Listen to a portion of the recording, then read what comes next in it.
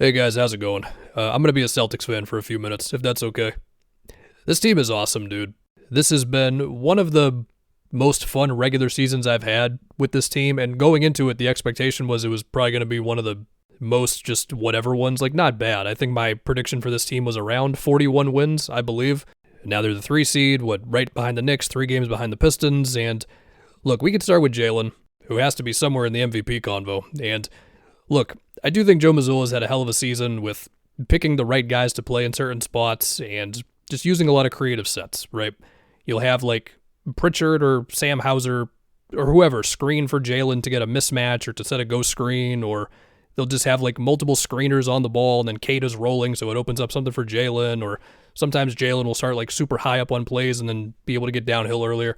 But also a lot of this really is just as simple as Jaylen is just cooking in a way that he has never truly cooked before. I mean, the mid-range, the development as a ball handler, I will admit he's gotten really, really good at knowing what he can get away with the off-arm. I mean, that's just part of the NBA nowadays. And just bully ball, and again, like I mentioned, just Mazzulla creative screens on and off the ball. Jaylen will sometimes be a screen setter. He'll receive any type of screen you can imagine. And it's really just been incredible to watch. I mean, to see this guy in Jaylen, where... Look, the one time that I look back on now and I think I didn't believe in him enough was his first extension. I didn't want it to be that much money. Since then, I'm just like, give him the max, don't trade him. I've been on the side of like, I'm not wavering on Jaylen Brown, okay? Even in the lowest moment of that game 7 against the Heat where he had a million turnovers or whatever. So this all just kind of feels good. I've been wrong about other stuff, and who knows how this season's going to end, but it feels good. At least I don't think I ever wavered. It's going to look really bad on me if somebody goes back and checks and I said something that I don't remember saying. I've uploaded a lot of videos. I think I was good on Jaylen the whole time. Besides, again, that first extension. But hey, Jaylen being this good is not the only thing. I mean, the convo going into the season, the front court's not going to be good and all that. I mean, Kata just proved that he's like a starting center. And besides the obvious stuff of like keeping the fouls down enough, just being more disciplined defensively and all that, the speed in which Kata can screen and roll, it is another weapon for this team. And with Mazzulla's screen setting again, like it makes it to where like a defender is going to be like, oh crap, I got to help on this guy, but also the kick out to Jaylen is right here. That's my guy, and stuff like that. And then besides that, you got, Simon's looking confident as ever. You have Pritchard being kind of unguardable on these paint jumpers where, he's shooting like 60-something% on jumpers that are like in the paint, like in the paint, not restricted area, whatever the hell it is. I assure you, they're jump shots. He takes them like a foot within the free throw line. By the end of the season, if D. White keeps this up, his efficiency is going to be back to normal D. White stuff. Like the tough shots that he couldn't make it all early, he's making them now.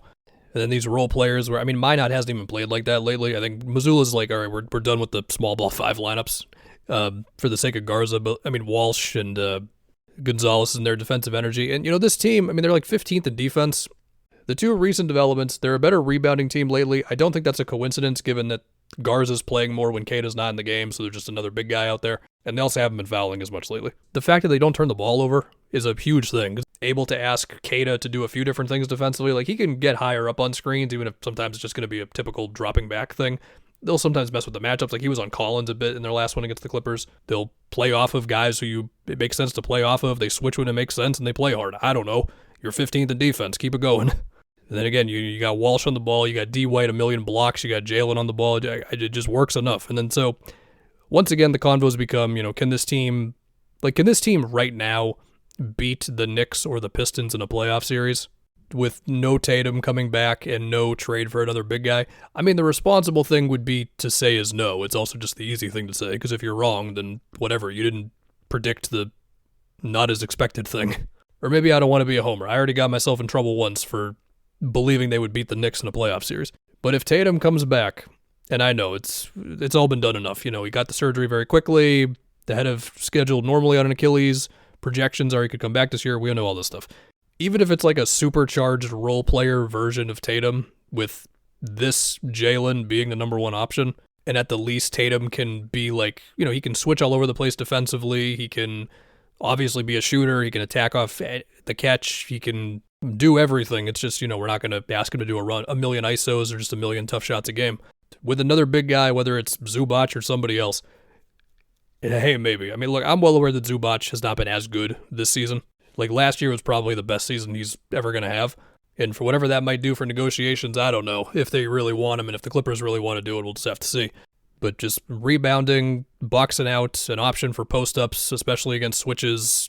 The risk is, does he clog the floor a little too much? But this team has spacing all over the place. Teams won't guard Walsh in the playoffs. I don't know. Could be another big guy. But just having Keita and another center that's better defensively than Garza. Again, Garza's been good, but playoffs-wise, I'm skeptical. I don't know. It's been a good time. Could they fall back down to earth at some point? I don't know. I mean, at this point, if it was going to happen, it probably would have happened by now.